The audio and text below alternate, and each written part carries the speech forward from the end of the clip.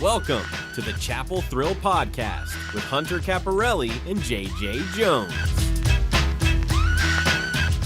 What's going on, Tar Heel Nation? Welcome to the 9th edition of the Chapel Thrill Pod, your home for all things Carolina basketball. Once again, I'm Hunter Caparelli, sideline reporter, studio host, analyst for ACC Network Extra. Joining me is my co-host, former UNC football wide receiver JJ Jones. JJ, since we aired our last episode, UNC had just defeated Duke off a Seth Trimble buzzer beater. Vibes were high. Since then, the Tar Heels flew down to Miami. They dropped a quad one opportunity against the Hurricanes, in which a game that everyone on social media titled the annual Duke Hangover. The news then broke out after that game that star freshman Caleb Wilson had fractured his wrist. It would be out indefinitely. Right now, it's looking like another 2 to 3 weeks until Caleb will be returning. After that loss, UNC then traveled back home for their only game against the season against Pittsburgh, who's been struggling, so they were able to handle them without Caleb and then without Henri Veesaar, who's been nursing a lower body injury. UNC then hit the road once again, but remained in the Triangle area in their uniquely scheduled sole matchup of the season against their second rival, NC State. The bus ride down I-84. So the Heels dropped that one pretty badly. But we'll break down how the Heels looked in their past couple of games, and we'll preview their next few conference matchups, which includes a game on the road against Syracuse and a ranked versus ranked showdown back in the D-Dome against freshman superstar Mikel Brown in Louisville. So let's get into it, JJ. Your initial thoughts after the pummeling of the Tar Heels last night on the road against State. Yeah, definitely. You never want to lose to an in-state rival. And the way they lost was, I would say, embarrassing. But again, I think like all college basketball fans, when you saw that having Veesaar and Wilson out was extremely bad for this UNC basketball team. You could tell that that was half the offensive production right there. Without having those two, you bring in guys like Zayden who has to play a lot more minutes than he's seen all year. Stevenson has to play a lot more minutes, and those are our two bigs that we have on the court the whole time. So we had a big loss in having our big men out there. But I want to take it back to the Miami game. Like you said, that annual Duke hangover, it is extremely tough to win a very high emotional game like that. I've seen that before. As an athlete here, winning those big games and having to go play against a lesser opponent, sometimes you're riding your coattail a little bit, understanding, oh, we're the guys, we're the dogs, we did this, we did that. But this is NCAA's Division I basketball. Like, everybody is here for a reason. This is the ACC, probably one of the greatest basketball conferences in the country. So you can't take any team lightly. But no, it's not upsetting watching this team right now. It just hurts understanding that we have Wilson will be out for a little bit longer. Hopefully Veesaar comes back. But at the end of the day, you still have other guys on the team who need to step up. And I think with this next game coming up, a lot of these younger guys or these role players who we've seen have spurts throughout the season need to continue to have a high caliber basketball game. 100%. We saw extended minutes for many of the reserves in that State game. State had one of the program's most thorough wins in the history of this series. They won 82-58 in Raleigh. It's State's biggest win in this series. I saw a stat before, man walked on the moon, which is pretty surprising.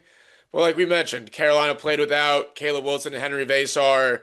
Actually, in the history of the ACC, the Tar Heels have now only played 3 games without both of their team's top scorers.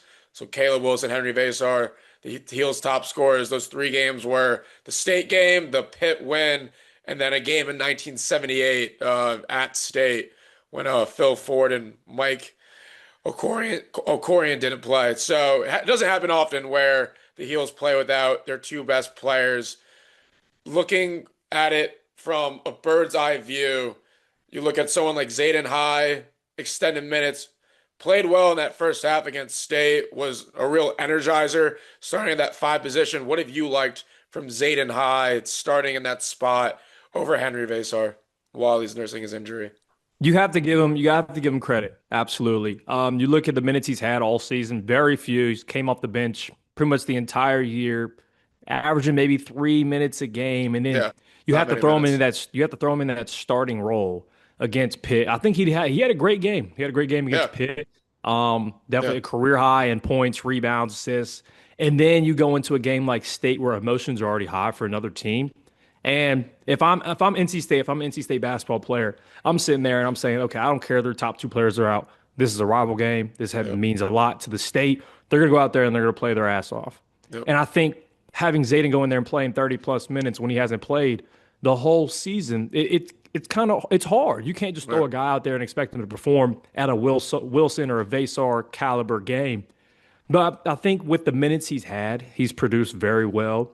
I think this will be a great learning opportunity for him going forward, getting this kind of minutes against these high caliber basketball teams. But you really can't ask for much out of the guy. He hasn't played a lot during the season, so for the for what's going on right now, I would say it's a plus having Zayden High playing right now. Yep. It's just it's hard. It's extremely Right. hard when you have a reserve guy coming in playing not 30 plus minutes compared to minutes he's Yeah. had before. Yeah, I mean the Heels aren't going to play in a much more hostile environment than they did last night in Raleigh, and you're playing without two of your best players. It's going to be tough, but the Heels simply just didn't play well enough offensively, even without their two best players. They shot 63s, out of their 60 shots, they shot 33 threes and went 5 for 33 from beyond the arc. That's 15%. So if you're shooting 15% from the three-point line and taking 33 of them, things probably won't bode well no matter who the opponent is. The Eagles were decent from two. They were 14 for 27, so I was surprised they kept chucking up the threes since they were doing all right, getting shots in the paint, but just didn't do it enough consistently. And just more offensive issues to add on the fact Carolina team who's protected the ball relatively well over the past couple of months. They did not against State. They had 12 turnovers to only State's 4. Mhm. So State was able to get out in transition and get a lot of points off turnovers in that game, which kind of ballooned into that large win for State in the Wild Pack. Looking ahead, what do you think the Heels need to do, specifically offensively, to get things going, assuming Caleb and Veesaar are both going to be out? I think you have to knock down the 3-point shot. You have Right. to, especially we have all these shooters on this team who, like I said earlier, they have spurts throughout the year. You have a guy like Luca who has a lot of threes. You have a guy like Mhm. Derek Dixon or Jonathan Powell. We can't afford having these spurts happening every other game. It's to the point now where like, okay, we've seen what you can do. You're at UNC for a reason. Now you have to perform at the highest level. You want the opportunity, here it is. And this is a player's dream is having opportunity to play on a stage like this after not getting a lot of minutes.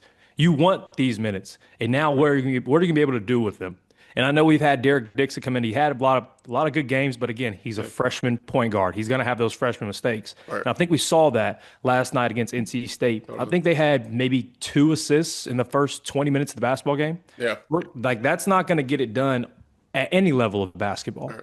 So you have to be able to get the ball around. And I think NC State just kind of took advantage of having a diminished front court with High and Stevenson down there. They were able to isolate the guards a lot and just get to the rack. And like I said, you cannot have that. I think we have to find a way to get better big man play out of these two guys. I know we only have two, but it's going to come down to Jonathan Powell having to play maybe the 4 at some point in Yeah. time. Have Luke just go with a bigger lineup Yeah. just to be able to understand and play against these other bigs that they're going to have to play against in the upcoming future. Right. I've definitely mentioned on this show when the team plays more isolation basketball, it definitely just doesn't look as good. The offense looks much more fluid when they're setting off ball screens, they're making off ball cuts. They're getting guys, even though Caleb Wilson's out, getting guys like Caleb moving around, switching up high to low with him and Veesaar. The offense just looks much more fluid and just looks better to the eye when they're not playing isolation basketball. But going off that, you mentioned Dixon. Playing a freshman point guard is going to mean you're going to endure stretches like he's had over the past couple of games. The rookie is now 4 for 26 from the field in his last 3 games. So the 2 losses against Miami and State and then the win over Pitt, and then 2 for 18 from 3. But Dixon was far from the only offender on Tuesday. Almost everyone in the UNC backcourt struggled. Seth Trimble, the Duke Slayer, was 1 for 9, and Kiyan Evans, who came off the bench at point guard, didn't even score. So if you're not going to get much production from your backcourt when your two best front court players are out, it's going to be tough to win any game. What adjustments do you think this backcourt needs to make going to the future with Dixon, Trimble, and Kiyan Evans? I don't know. It's tough because I said earlier in the season that when you get to this point of the year, you don't want to be making different adjustments. You want to be able to have your solid rotation. You want to have your solid amount of plays. But it's just these are the cards that were dealt with at this point. I don't know what Hubert's going to do with this front court. I mean, with his back court, because it's so hard to have extremely young point guards go out there and play well every Right. single game.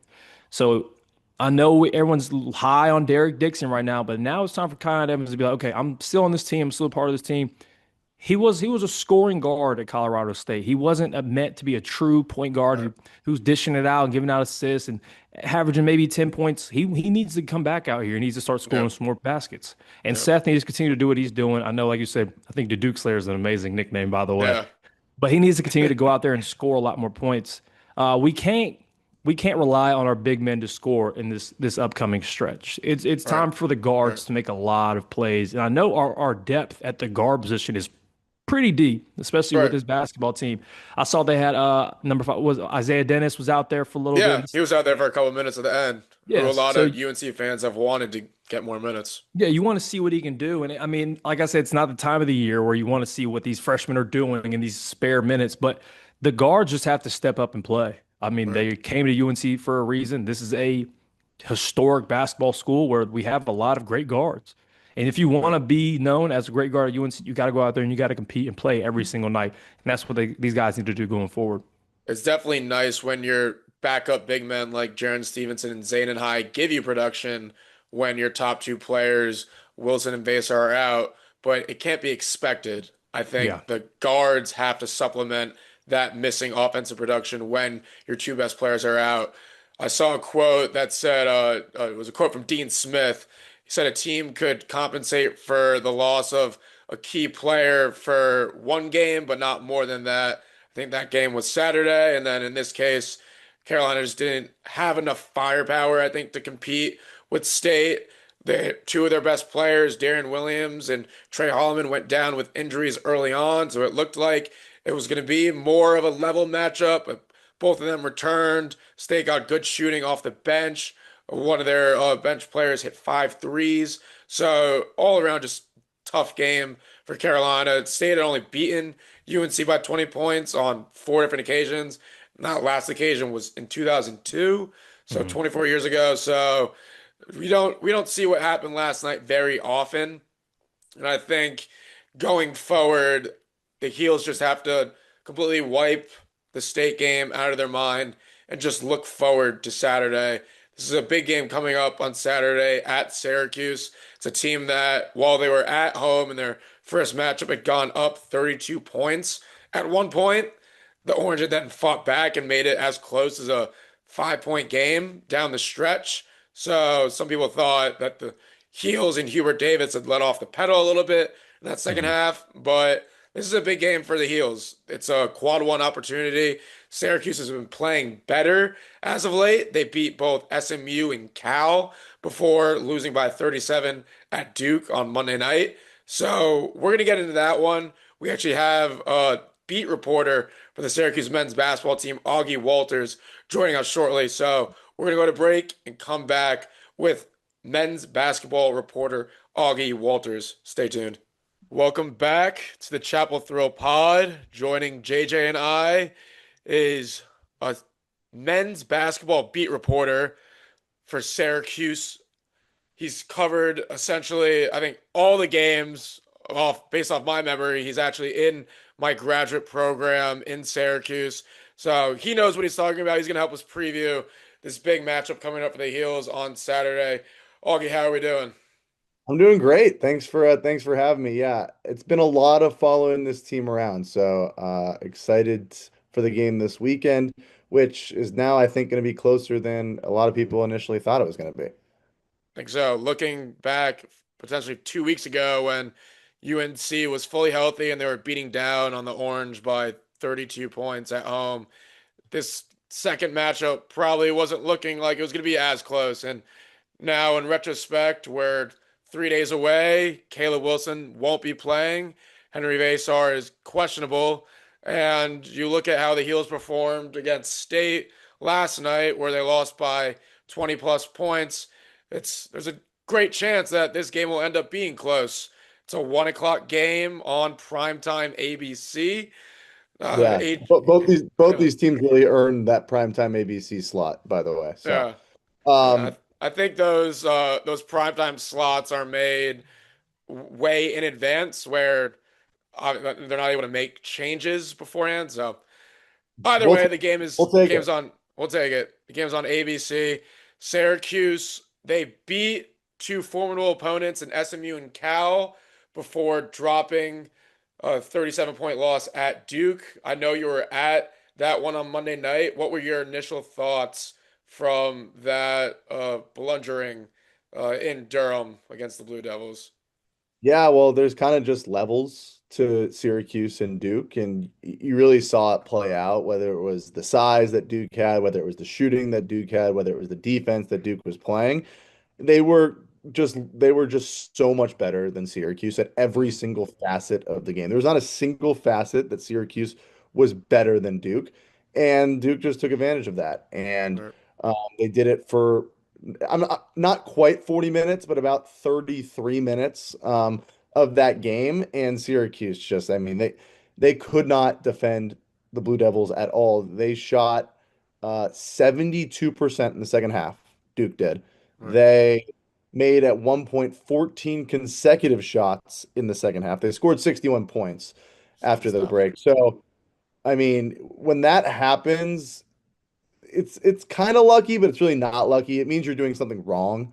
Right. And clearly, Coach Shire and Duke just he actually said they didn't even go on the court between their game on Saturday against Clemson and the game on Monday against Syracuse. They didn't even practice. Right.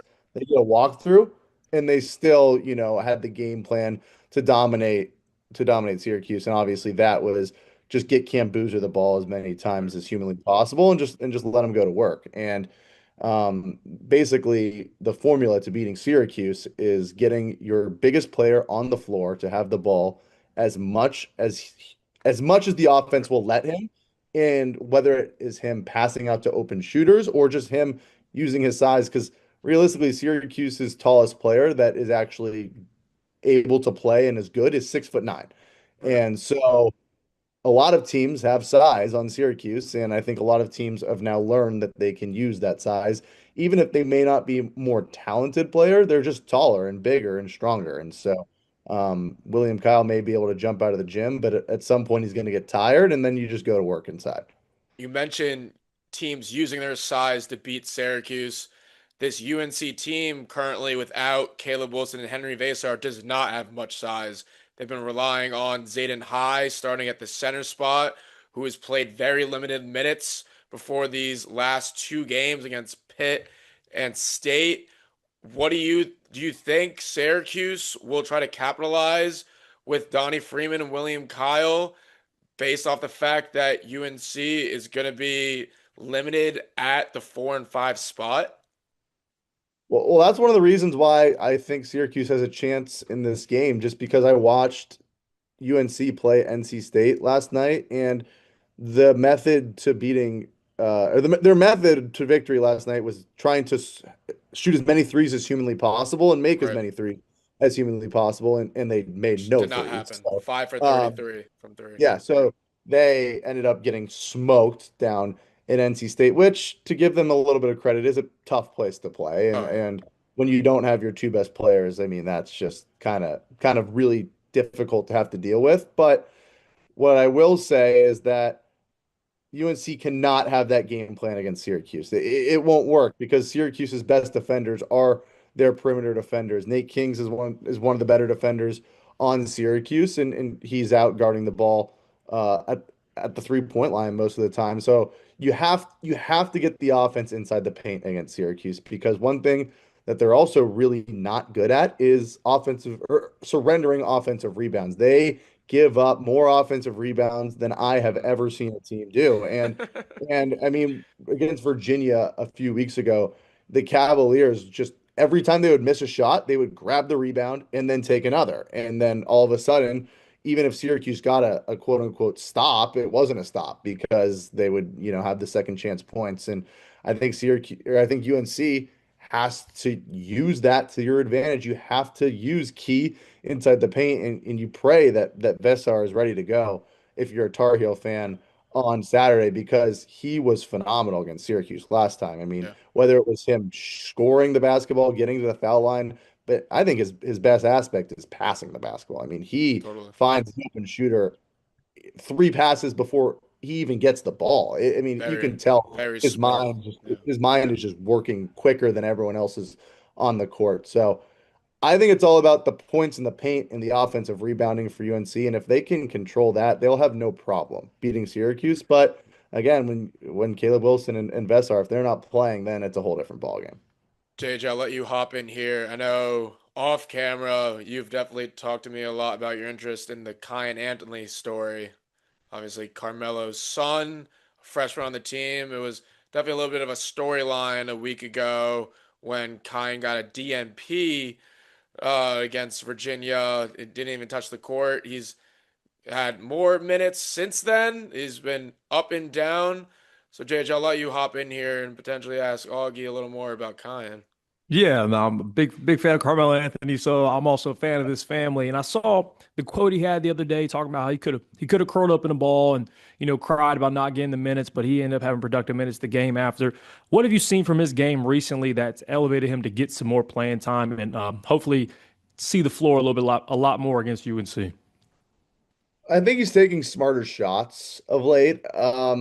One thing that's come with Kyan Anthony is being the son of Carmelo Anthony, which is really difficult for him, I'm sure, to have to deal with because there's just so much pressure that you're is put on you. And I think early on it was like the mentality of I'm Carmelo's kid, I'm going to the school Carmelo went to, like I'm the man and I can shoot whatever shot I want. And those shots a lot of the time were very low percentage, deep contested threes that weren't good, and the defense wasn't there to kind of combat that. But both, honestly, he's gotten better in both regards, and I think that's just a freshman getting more experience at the collegiate level because I think all three of us know high school basketball and collegiate basketball are nowhere near the same sport, and I mean, he's played better defensively and he's taken smarter shots. And he got his confidence against an SMU team where he scored 13 second half points. And that's a bad SMU defense that he was able to take advantage of. And that's sometimes all you need. You just need a game like that to get going. And it was good. It was good to see him, realize that the Virginia game was, one where he just didn't play. And at the end of the day, maybe it was a matchup thing. Maybe it was about Carmelo tweeting at Adrian Autry. Who knows? You can read into all that. But the story was in the game against Cal on Wednesday, he checked in. He was the first player off the bench. So I think he kind of just took it as a game in which he didn't play, and now he has games that he has been playing. So to take advantage of that, obviously you got to kind of flush the Duke one because what good is continuing to think about that one going to do? But I think he's someone that is exciting for the school. He brings fans to the game. He's got the name brand, and I think he's starting to realize maybe the game in which he didn't play helped him realize that like he's part of a team here, not just an individual player. Augie, that game on Monday was the worst loss in Adrian Autry's era since taking over the program. Looking Sure at this felt game like on looking at this game on Saturday, do you think this is more important for North Carolina to get back on track after losing two of their last three, or is this more important for Syracuse and Adrian Autry trying to save his job with 4 games remaining in the regular season before conference play, Oh, it's tournament conference 100% play? more. It's more 100% more important for North Carolina. I mean, I don't think there's any ifs, ands, or buts about that. This is a game North Carolina has to win because I think the panic button has been pushed for Tar Heel fans, especially after that game on Tuesday. I mean, this is not something that UNC fans are used to seeing out of this team. And if you lose two straight against teams that you feel like you're better than, then all of a sudden, I mean, you're dropping down the rankings. And I know at the end of the day, it's really how you play in March, but you don't want to slip down to a 6 seed, a 7 seed, an 8 seed, and have to play a really good team in the second round. And especially for a team like North Carolina that has struggled defensively at times, when you face a really good offensive team in the tournament, that's something that you worry about. And so I think this game means so much more for North Carolina. And if they come out with a win and Caleb Wilson and Veesaar both don't play, it shows them what they're capable of, because this is a Syracuse team that just beat Cal and SMU, Yeah, which I think UNC lost to both of those teams. they So did. if they come out with a win against the team that beat both of those teams in the same court at the same court, I think that's a real confidence boost. And I know the schedule doesn't really get any easier moving forward. JJ, do you want to hop back in here as we wrap things up? Yeah, like you just said, besides the Duke game, those games against Cal and SMU very close.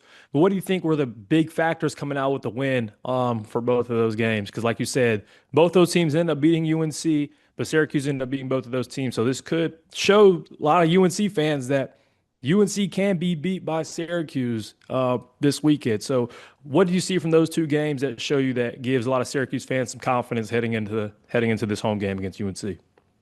Well, I would say that Nate Kings has been just a revelation for Syracuse. He's been the best player on the team the past 3 weeks, maybe a month. I mean, he has been able to shoot. He's been playing good defense. I mean, he has really come alive, and especially in the Cal game and in the SMU game, he was the guy that Adrian Autry had the ball in the hands of at the last seconds, because both those games come down to the wire. And I think Coach Autry's learned that he's the guy that you want the ball in the hands of at the end of the game, contrary to what most people would think, whether it be Donnie Freeman or JJ Starling. I think, Coach Autry's learning, like, it's Nate Kings that at the end of the game, down the stretch, that's the guy who you want taking the shot. And I think that's something that a lot of Syracuse fans and probably even the Syracuse staff didn't expect. So that's something where maybe earlier in the season against Virginia Tech, where he was kind of a ghost. He didn't play very much. He wasn't used very much. Maybe that was a decision that they could have made differently. And I think another aspect is that Syracuse, I'm going to put quotation marks around this, because they gave up 101 points to Duke, but they've been playing a little bit better defense. Donnie Freeman's been playing a little bit better defense. He was at his worst defensively in Chapel Hill. I mean, he couldn't have guarded a parked car that game. I mean, he was really struggling because Coach Autry's putting him at the five, and he had no business being there. But he's been better defensively, and he's been rebounding a little bit better. So I think both of those are kind of positives that I've seen come out of this team in the past 2 weeks that can give UNC some trouble. And I think if you're North Carolina, you just have to hone in on Nate Kings. I think you don't let him beat you. That's the guy that you don't let beat you. As much as people would think it's Donnie Freeman, I really think it's Nate Kings. Before we wrap up the show, I just wanted to mention that even though me and JJ both work for Field of 68, we did not condone the rankings, the updated top 25 rankings that came out this past week that didn't have UNC in the top 25. I don't know if that's based off future projections. They're looking at the fact that UNC lost by 24 to NC State without Caleb Wilson and Henri Veesaar, their two best players. Usually when you put rankings together, I think it's based off your body of work. And I think based off UNC's body of work, they should most likely be a top 25 team. But look at it either way. We didn't condone those rankings. Augie, last one from me. Do we have a prediction from you for this Saturday? I think it's going to be a close game. I'll be there covering it for 24/7 Sports. I think this is going to be a game that potentially comes down to the last 2 minutes. Do we have a prediction from you?